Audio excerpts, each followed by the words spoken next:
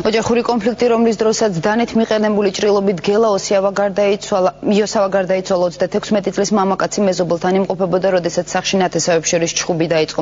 ბრალდებულმა სტუმარს დანით საძილე არტერია დაუზიანა. მოხდა ეს ამბავი აი აქ მიმდებარე ტერიტორიაზე.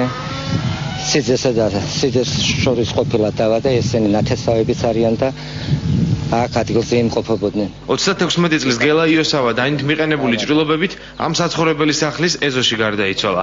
მისი მკვლელობის ბრალდებით მოგელი აბშილავა დააკავეს. მეზობლებს შორის დავა მკვლელობამდე რამდენიმე წუთით ადრე დაიწყო. გაშველების პერიოდში დანა ჩაარტყა თურმე აწნარებდა მიცვალებული და არ მომეკარო და ამ მომენტში მოხდა მას დანა ყელის არეში.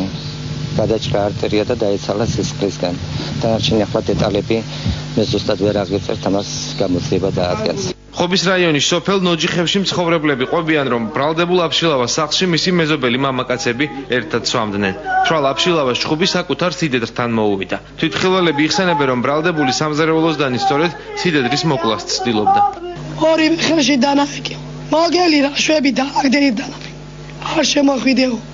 თვითონ წინ იყო დედამდილი. არ უშვებდა გარეთ აქეთ. ასე მიქნა მეც დანა. მოიქნა ამან დანა. აიწია სიდრემდე თავიდან ჩემი გელა მომი. აწყვებს არის. სიძე სიდედრის ჩხუბის გაშველებისას აბშილავამ საკუთარ სტუმარს გელა იოსავას დანით საძილე არტერია დაუზიანა და შემთხვევის ადგილიდან მიიმალა. რატომ ხელი რო გამოღადრა იმის შემდეგ რო დააგდო დანა მანამდე რატომა მასე რატო დააგდო ხელში ჭრებია ის დანა ყოფილიყო სხვა ვინმე რო შემოსულიყო იმისთვის გაერთმია კიდე. აბშილავა მკვლელობიდან რამდენიმე საათში აიყვანეს. ჩვენება მან სამართალ დამცველებს უკვე მისცა. წინასწარი ძიება განზრახ მკვლელობის მუხლით დაიწყო.